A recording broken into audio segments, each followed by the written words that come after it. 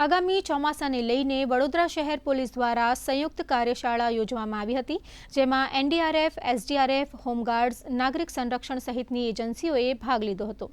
આ બેઠકમાં ખાસ કરીને ચોમાસા દરમિયાન અતિવૃષ્ટિ, પૂર જેવી સ્થિતિ, જર્જરિત મકાનો ધરાશાયી થવાની કે લેન્ડસ્લાઇડ જેવી કોઈપણ આપત્તિજનક પરિસ્થિતિ સર્જાય તો તેને કેવી રીતે નિયંત્રિત કરવી તે અંગે ગહન ચર્ચા વિચારણા કરવામાં આવી હતી।